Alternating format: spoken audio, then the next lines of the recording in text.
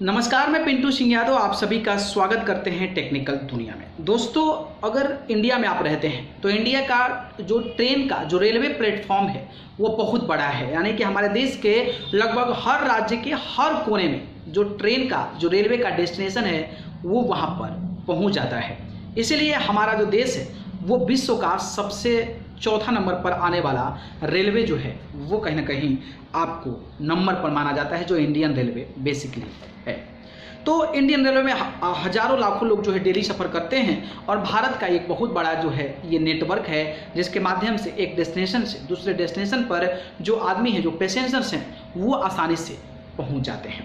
लेकिन आज मैं रेलवे के बारे में आपको कुछ अहम जानकारी और इम्पोर्टेंट जो है आपको इन्फॉर्मेशन देने वाला हूं। और उस इम्पोर्टेंट इन्फॉर्मेशन में ये चीज़ है कि आप जो है कहीं ट्रेवल करते हैं तो आप स्टेशनों पर लिखा हुआ देखते हैं कि ये स्टेशन वो स्टेशन, इसके अलावा आप जंक्शन देखते हैं, इसके अलावा आप सेंट्रल के बारे में सुने होंगे या फिर आप टर्मिनल के बारे में सुने होंगे। मतलब 4 प्रकार के स्टेशन एक प्रकार का कहा जाए तो हो सकते हैं। पहला होता है आपका टर्मिनल, दूसरा सेंट्रल होता है, तीसरा आपका जंक्शन होता है और चौथा जो होता है वो सिर्फ स्टेशन होता है। तो आपके जहन में ये सवाल आता होगा कि आखिरकार ऐसा नाम क्यों है। तो इसके पीछे भी कुछ वजह है, क्योंकि अगर कुछ नाम रखा गया है some reason behind some reason, तभी इस प्रकार के नाम को मेंशन किया गया है। तो उसी के बारे में आज मैं चर्चा करने वाला हूं कि basically what is the difference between central, terminal, junction and railway station. उससे पहले मैं चाहूँगा कि हमारे इस चैनल यानी कि टेक्निकल दुनिया को सब्सक्राइब कर जुड़ जाएं। तो चलिए शुरू करते हैं। पहला शुरुआत करते हैं आपको हम टर्मिनल से। तो टर्मिनल मतलब क्या हुआ? टर्मिनल मतलब टर्मिनेशन, जहाँ पे चीज़ें खत्म हो जाती हो, नाम से ही स्पष्ट हो रहा है। तो टर्मिनल का मतलब होता है कि वहाँ से कोई भी गाड़ी, उस टर्मिनल के बाद कोई भी गाड़ी आगे नहीं जाएगी, वहाँ से रिवर्स हो जाएगी। मतलब ये हुआ कि वो वहाँ पे एंडिंग है, उसके बाद से ना कोई स्टेशन है, ना कोई रूट्स है, ना उस स्टेशन से आप आगे जा सकते हैं। तो इसका मतलब होता है टर्मिनल स्टेशन, यानी कि ओनली वन डायरेक्शन, वहाँ से वहाँ पहुँचे तो वहाँ के बाद जिधर से गए उधर ही आपको लौटना पड़ेगा। तो इसका मतलब ये हुआ कि जो आपका टर्मिनल बेसिकली होता है वो वन साइडेड होता है। जब वहाँ पर एक बार पहुँच गए तो उसके आगे नहीं जा सकते हैं। अगर हम पूरे भारत की बात करें तो हमारे इंडिया में लगभग 27 टर्मिनल है। Number of terminals in India is 27, यानी कि 27 जो है हमारे देश में टर्मिनल्स हैं। उनमें से मैं कुछ आपको अहम नाम बता देता हूं। अगर आप वहां पे सफ़र किए होंगे तो आप ज़रूर इस नाम को सुने होंगे। पहला नाम आपका छत्रपति टर्मिनल, इसके बाद शिवाजी टर्मिनल आपने सुना होगा, लोकमान्य तिलक टर्मिनल आपने सुना होगा, या फिर आपने हावड़ा का टर्मिनल सुना होगा। तो ये जो टर्मिनल्स होते हैं यहाँ पर वन साइडेड डेस्टिनेशन होता है। एक बार जब पहुँच गए तो फिर आपको वहाँ से वापस ही लौटना पड़ता है, आप बाय ट्रेन के माध्यम से आगे नहीं जा सकते हैं। तो ये हो गया आपके टर्मिनल के बारे में। दूसरा सबसे इम्पोर्टेंट है वो है सेंट्रल। सेंट्रल रेलवे स्टेशन आपने कई जगहों पे सुना होगा अगर आपने ये ट्रेवल किया होगा तो। सेंट्रल का मतलब ये होता है कि किसी भी पर्टिकुलर सिटी का, किसी भी पर्टिकुलर टाउन में कई सारे स्टेशंस होते हैं। अगर हम बात करें तो जो भी शहर होते हैं, जो सिटीज़ होती है, जो बड़ी बड़ी सिटीज़ होती है, उसमें कई सारे स्टेशंस होते हैं। लाइक 3, 4, 5 स्टेशंस होते हैं। जैसे हम दिल्ली की बात कर लें तो दिल्ली में पुरानी दिल्ली हो गया, नई दिल्ली हो गया, निजामुद्दीन हो गया, गाज़ियाबाद, आपका ये आनंद विहार हो गया। तो इस प्रकार के जो है कई सारे स्टेशंस होते हैं, ठीक है। तो उसमें से जो सबसे ज़्यादा क्राउड वाला स्टेशन होता है, जहाँ से ज़्यादा यात्री जो है वहाँ पर पैसेंजर्स पहुँचते हैं और वहाँ से ट्रेन को पकड़ते हैं। लेकिन ऐसा भी नहीं है कि हर टाउन में अगर 5 स्टेशन है तो वहाँ पर एक कोई सेंट्रल स्टेशन को बना दिया जाए, ऐसा कतई नहीं है। इसलिए आपको मैं बता दूं क्लियरली कि जो सेंट्रल स्टेशन होते हैं वो बड़े बड़े शहरों के जो बड़े 3-4 स्टेशन होते हैं उसमें जो मेन होता है उसको सेंट्रल स्टेशन बोला जाता है। लेकिन ऐसा नहीं है कि अगर किसी सिटी में 5 स्टेशन है तो वहाँ पर सेंट्रल स्टेशन होगा ही।